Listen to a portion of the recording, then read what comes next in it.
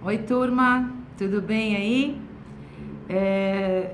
Então, vamos continuar a nossa exploração por esse universo maravilhoso para poder entender um pouco mais das coisas que a gente viu já e as coisas que vocês viram no último vídeo, que são aplicações práticas na vida cotidiana.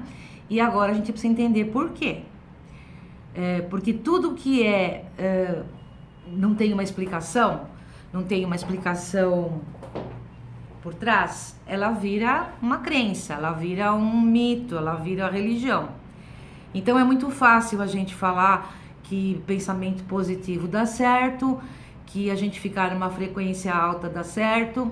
É legal, um monte de gente fala isso e com razão, outros falam porque são pensamento mágico, mas para fugir do pensamento mágico, nós precisamos entender o que está acontecendo. Por que que a gente, fazendo aquelas coisas, aqueles passos que a gente comentou no último vídeo, a gente chega onde a gente quer, na manifestação.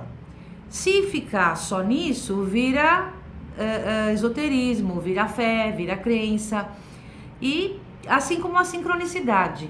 Se vocês lembram bem da sincronicidade, ela é uma coisa muito fácil da gente notar no mundo, na prática, porque todas as sincronicidades a gente se espanta, tal, que legal. Eu tava querendo aquele livro, de repente apareceu uma pessoa e me deu o livro de presente, ou eu tava pensando naquele assunto e apareceu. Então a gente sabe que a sincronicidade é diferente de uma coincidência normal. A gente, até um leigo percebe isso, só que vai explicar a sincronicidade, né? Tem volume do Jung, mais um monte de outros pensadores tentando explicar isso, e a mesma coisa aqui. Então, para a gente entender o porquê que do último vídeo, a gente dando alguns passos para mudar a frequência, para você mudar o teu modo de pensar, de sentir e manter isso para fazer a manifestação, nós temos que entender o que está por trás. Senão vai virar mais um esoterismo, mais uma coisa de crença, de fé, e a gente vai continuar sem entender o que acontece. É que nem os milagres, né, gente? Milagre é o tipo da coisa que acontece porque ninguém entende o porquê daquilo, que deve ter uma explicação, e a gente, com a história da realidade paralela, a gente consegue entender muito melhor. A gente já conseguia com o Jung falando da sincronicidade, quando fala-se do psicóide, da instância psicóide, que é aquela instância que é onde fica entre a matéria e o espírito, a matéria e a psique, que acontecem coisas ali e que se manifestam. Então, o Progoff, que é um dos seguidores do Jung, que participou das pesquisas dele sobre a sincronicidade, ele mostra muito bem que não se trata de milagre, se trata de atingir um ponto nesse lugar onde muda a matéria, onde muda a frequência, no caso, que ele não usa essa palavra, mas é que muda a frequência, e a pessoa se cura. Então, o milagre, ele, embora não tenha uma explicação na linha causal de espaço-tempo, no antes e depois, ele tem uma explicação no espaço quântico, no contínuo quântico, que foge a esses religiosismos. Então, por isso que a gente fala que para aprender essas coisas, nós precisamos ter uma mente aberta. Se você está muito apegada num credo, numa religião, numa estrutura de dogmas religiosos, fica mais difícil de compreender, porque cai por terra um monte de coisa que a gente não entendia e achava que era anjo, que era um santo, e aí ficava uma coisa meio que de fé e não de conhecimento. Então a gente vai começar hoje falando um pouco das realidades paralelas, que é o que vocês todos estão curiosos para saber, e que é uma teoria mais pesada, então vocês precisam prestar bastante atenção.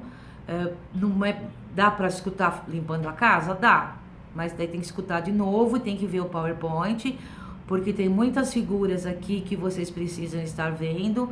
Quem conseguir ver no notebook o vídeo e ver no celular o PowerPoint é melhor, porque vai acompanhando, porque precisa compreender, e a figura dá uma alavancada na compreensão, como sempre. Então a gente vai começar falando do tecido espaço-tempo, das linhas do tempo, buracos negros, buracos brancos, paradoxos, realidades paralelas, e depois nós vamos falar dos nossos outros eus, que eu acho que vai ficar para a próxima vez, né? Então vamos começar pensando numa coisa que a gente já viu, estamos recordando agora, e quem não lembra, vai lá nos outros vídeos procurar, que é que o tempo está ligado no espaço. Como assim? O que é o tal do espaço-tempo que o Einstein definiu? Já vimos que o tempo está ligado no espaço, pois ele mede, a gente mede o tempo como? Medindo o quanto tempo se leva no espaço para ir do ponto A ao ponto B. Então, se eu vou de São Paulo para Campinas, eu vou levar 1 hora. Então, a medida do tempo que se leva é de acordo com esse espaço. Então, tempo e espaço, eles estão correlacionados, porque é a medida da distância que vai do ponto A até o ponto B. Isso é o tempo, que está ligado ao espaço. Sabemos também que a velocidade é relativa e não absoluta. Por exemplo, quando viajamos de avião, nós não percebemos que estamos a 800 km por hora.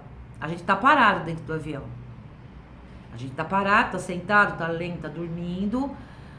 Mal é mal a gente escuta o barulho do motor. Quando ele tá em velocidade de cruzeiro, a gente nem sente onde tá. Mas a gente tá a 800 ou mais quilômetros por hora. E quando a aeromoça passa lá com o carrinho, dando comidinha, bebidinha, o almoço, a janta, ela está se movendo também dentro de um avião. Ela tem um movimento que é lento, perto do avião que está nessa velocidade, mas a gente não sente. Da mesma forma, a gente não sente que a Terra está girando. A gente não sente que a Terra gira em torno de si mesma, que ela gira em torno do Sol e que o Sol gira em torno das galáxias. Então, essa ilusão de movimento a gente não tem, a gente não consegue perceber esse movimento, a gente acha sempre que está parado, né? Sabemos então que essa velocidade é relativa e não absoluta. Se a gente não tiver um ponto de referência, a gente nem sabe quanto que a gente está andando. Porque, por exemplo, você está no avião, se você olha na janelinha onde tem só céu, dá para você ver muito pouco, né, em relação às nuvens, que você está andando bem devagarzinho, parece. Então, é relativo. Com o ponto de referência fica mais fácil. Considerando-se, então, a partir daí, que nós vamos começar a falar todo o resto. Então, vocês têm que ter isso na cabeça. Que o tempo e espaço estão ligados e são relativos. E um depende do outro.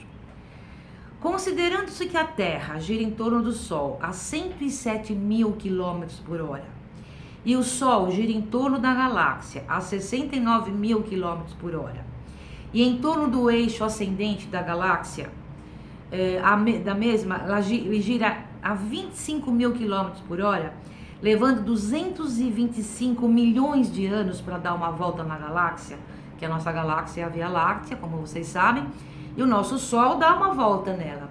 Ele leva 225 milhões de anos para dar uma volta completa.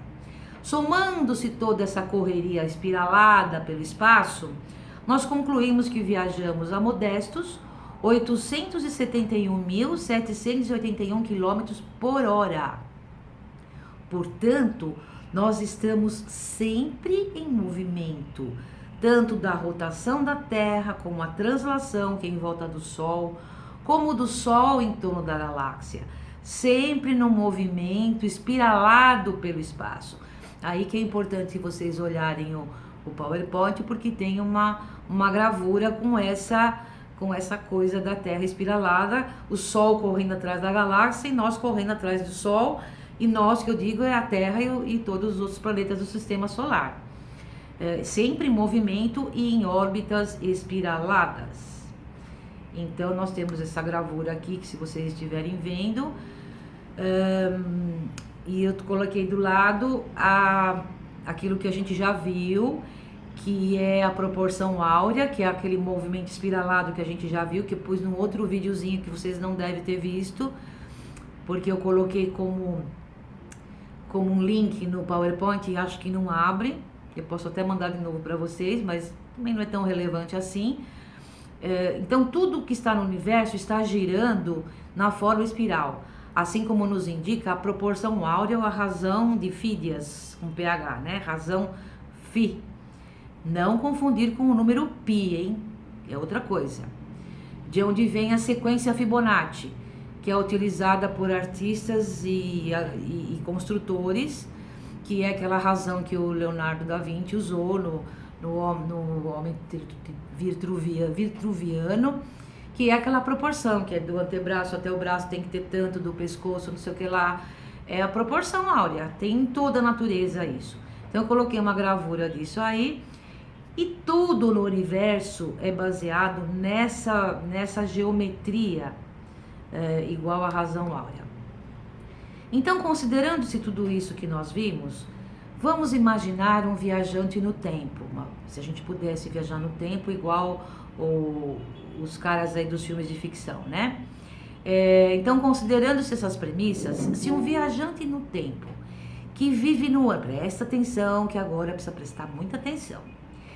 Se um viajante no tempo que vive no ano de 2050 viaja 100 anos ao passado, ele vai parar em 1950.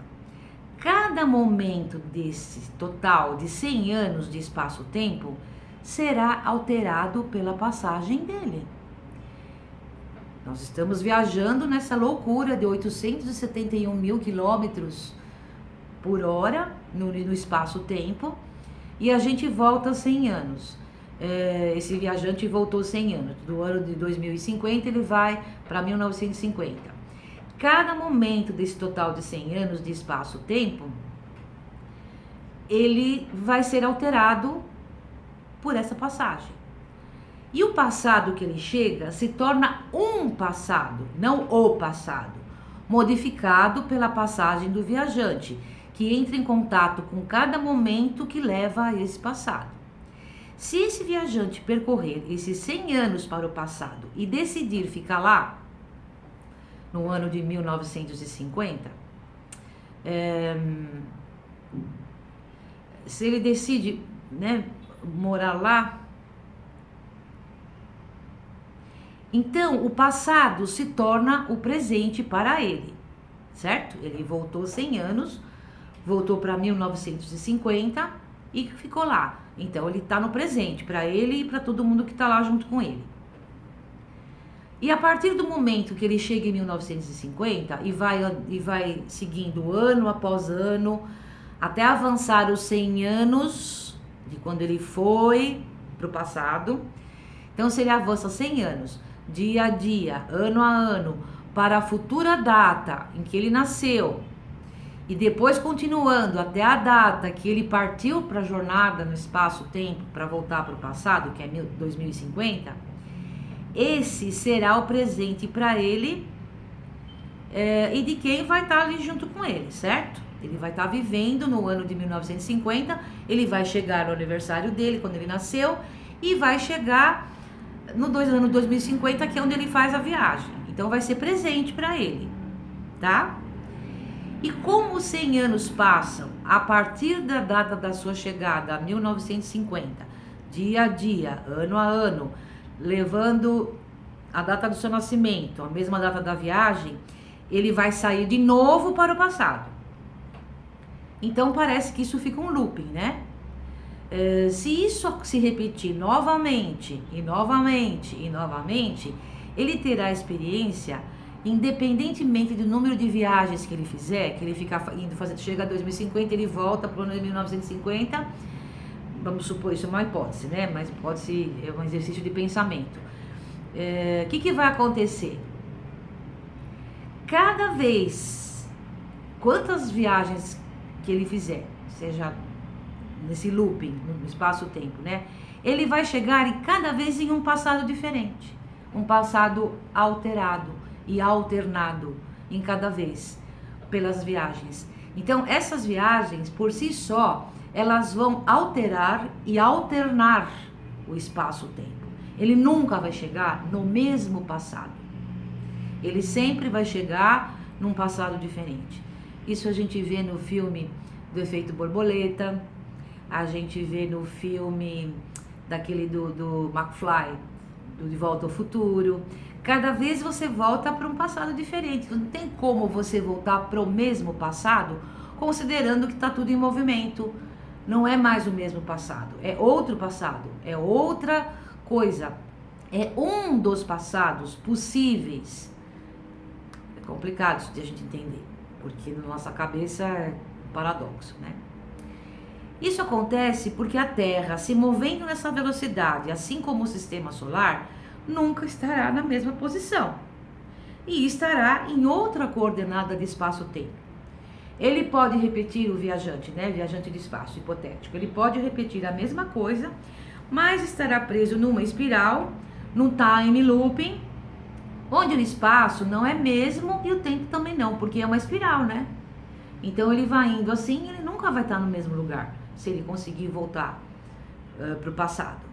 Ele estará no passado, mas não o mesmo passado, mas sim numa realidade paralela. Então, isso é uma realidade paralela. O tempo é relativo ao observador. O que é observador? Não é uma pessoa olhando, é um ponto de referência. Como existem inúmeros observadores, inúmeros pontos de referência, não existe um passado universal, pois presente e futuro são infinitos em número devido ao constante e ininterrupto movimento.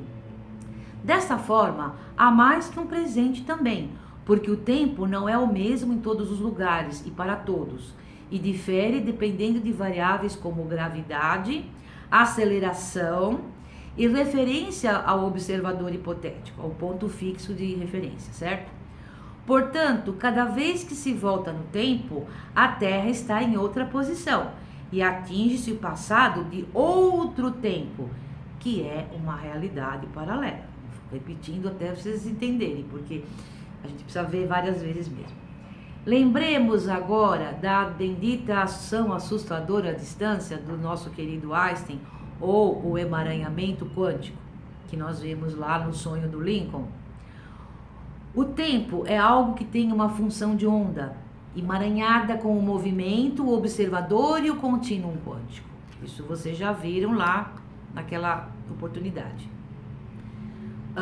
O tempo é fluido, onde números passados e futuros existem simultaneamente, embora em locais diferentes do espaço-tempo, e todos em movimento. Tá tudo se mexendo, gente. Nós estamos viajando a um monte de quilômetros por hora e a gente não percebe. Tá tudo em movimento o tempo todo. Portanto, volta nada, não volta no mesmo lugar, nunca. Conforme vimos, a Terra gira em torno do Sol, fazendo curvas espiraladas e assim por diante. Portanto, o espaço-tempo é curvo, que é também deformado e distorcido pelas leis gravitacionais. Por isso, pode-se viajar em círculos nessa espiral, onde a gravidade e o aumento da velocidade podem curvar mais, né, e também diminuir o espaço-tempo. Então, no PowerPoint tem uma figurinha com o espaço-tempo se dobrando, não é bem pelo peso de um planeta ou de um corpo celeste, ele é fundo, é como um tecido esticado que você coloca uma bola de boliche, que é pesada, o tecido vai ficar abaulado. Então, se o tecido for o espaço-tempo e a bola de boliche for um planeta, você não pode dizer que é a gravidade, você pode dizer que ele afundou por causa do peso da bola. Então, esse espaço-tempo, ele vai se curvar, certo? Imagina que é o tecido onde está a bola. E vai se aproximar uma parte da outra, que antes estava esticado, acaba ficando mais próximo. Da mesma forma, como duas cadeiras colocadas em nas pontas de um tapete e você for dobrar esse tapete, aproximar o tapete que é puxado e dobrado sobre si mesmo, as duas cadeiras vão se aproximar. Dessa mesma forma, os planetas distantes, galáxias, presente e futuro, podem ser aproximados pela gravidade, aceleração e curvatura, resultando no encolhimento ou dobramento do espaço-tempo. O tecido, isso é importante olhar o PowerPoint porque tem as figurinhas que vão ilustrar bem isso. O tecido espaço-tempo, devido às diferentes massas e densidades de corpos celestes, não é apenas curvo, mas distorcido. Então, todo o tecido espaço-tempo é distorcido pelas massas, pelas densidades dos corpos celestes. Agora, uma surpresinha interessante, que a gente acho que nunca aprendeu. De fato, a gravidade não é uma força em si, não é uma força que atrai. Ela é consequência de uma outra força, que se chama força de Coriolis. O que é a força de Coriolis? É aquela força que faz a água escoar no ralo, numa força espiralada. Tanto é que se a gente for aqui a água gira no sentido horário e no hemisfério norte ela gira no outro lado, né? Então tem essa força que faz tudo girar também no universo. É uma força de Coriolis. Então, a gravidade é o resultado disso. É quando a coisa distorce e faz esse movimento de rotação que atrai um planeta, parece que está atraindo o outro. É porque o espaço-tempo está se dobrando, está afundando.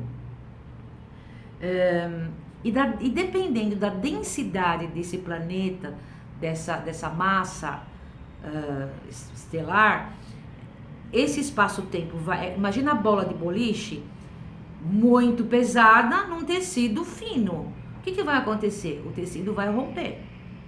E quando o espaço-tempo rompe através de uma densidade, e densidade às vezes não tem a ver com o tamanho, porque uma supernova, por exemplo, é uma bolinha do tamanho de é uma coisa pequenininha, mas com uma massa e uma densidade incrivelmente enorme. E aquilo pode rasgar o espaço-tempo, dando origem a um buraco negro. Então, é isso que é um buraco negro. É quando a força de um corpo é muito pesada e o tecido espaço-tempo lhe afunila e acaba formando um buraco negro ou um buraco de minhoca, como queiram. No fundo é a mesma coisa. Então aqui no PowerPoint eu coloquei um videozinho não, uma gravura de uma navezinha do Warp Drive, que é uma navezinha entrando na dobra temporal, que se a gente for lembrar bem dos filmes do Star Trek, que são os únicos filmes que têm uma coerência com a física, é o Star Trek e é o nosso Interestelar, que está sempre como modelo nas nossas aulas, porque eles têm coerência, eles foram embasados por físicos para poder falar o que eles falam. Então, apesar de ter uma história fantasiosa, tudo que acontece lá é baseado na física. Então aqui é uma figurinha que eu coloquei que tem a ver com a nave entrando numa dobra de espaço-tempo. Então, a gravidade e espaço-tempo estão ligados pelo movimento. Portanto, aumentos de velocidade e gravidade podem curvar e diminuir o espaço-tempo, dobrando-o. A velocidade de dobra lá do Capitão Kirk do Star Trek, quando ele fala Warp 1, Warp 2, é a dobra 1, dobra 2, né? A nave vai dobrando. E na verdade o que acontece é uma onda que enruga o espaço-tempo e é a onda do tecido que se move empurrando a nave, não é a nave que corre, ela fica até quase parada, mas a dobra que vai empurrando ela no tecido, que vai sendo enrugado, estendido para trás. Isso, em nível dos cálculos atuais, é o mais provável e coerente com as novas teorias, do que a nave esteja andando pelo buraco de minhoca. É a própria dobra que vai levando ela, né? Então, o nível de intensidade da dobra provoca a passagem através do tecido, do buraco negro, no caso, do buraco de minhoca, para outro local mais distante. Então, com isso a gente percebe que galáxias podem ser aproximadas, espaços podem ser aproximados de qualquer forma e tempos podem ser aproximados. Espaço-tempo pode ser aproximado, por isso que presente, passado e futuro são ilusões da nossa percepção. Tudo está emaranhado e a gente precisa abstrair para poder entender isso, da mesma forma que a gente precisa abstrair para entender que nós estamos girando no espaço afora com uma velocidade incrível. Então, com uma massa e gravidade suficientemente poderosas, o espaço-tempo rasga, criando passagens de túnel entre as camadas do tecido. Teoricamente, Thorne e Hawking, de 1955, se um viajante espacial entrar e viajar através do buraco negro, buraco de minhoca, pode ir rapidamente de uma galáxia a outra, do presente para o futuro ou passado, a velocidades mais rápidas que a da luz. Entretanto, o viajante que espera ir para o futuro deve acelerar, mas ficar em velocidade abaixo da velocidade da luz, pois à medida que a velocidade aumenta, a distância entre o presente e o futuro contrai e o futuro chega mais rapidamente. Entretanto, se o hipotético viajante for para o passado, ele deve quebrar o limite da velocidade da luz, porque só assim o tempo vai fluir para trás, e com ele a consciência, a memória. Então, isso é uma coisa muito doida que a gente não consegue nem imaginar, né? Que acima da velocidade da luz, que a gente volta para o passado. Então, é mais fácil a gente ir para o futuro, porque a gente tem que andar menos da velocidade da luz, a gente chega no futuro. Se quiser ir para o passado, a gente tem que ultrapassar essa barreira da velocidade da luz. Isso tudo são experimentos mentais, porque nós ainda não temos uma nave que faça esse percurso. O tempo é relativo ao observador e a experiência do passado, presente e futuro são moldados pela distância, gravidade e aceleração. Em nossa vida cotidiana, podemos correlacionar a aceleração com a consciência. Então, agora vamos pegar um pouquinho rapidinho uma coisa prática. E a gente já vai parar porque o vídeo já está chegando nos 30 minutos. O que a gente pode comparar na nossa vida cotidiana a isso? Em condições de prazer, o tempo acelera, como a gente já viu no outro vídeo. Quando você está numa festa, brincando, gostoso com seus amigos, na praia, o tempo passa rápido. Quando você está numa coisa chata, numa aula chata, numa sala de espera ou numa fila do banco, o tempo demora para passar.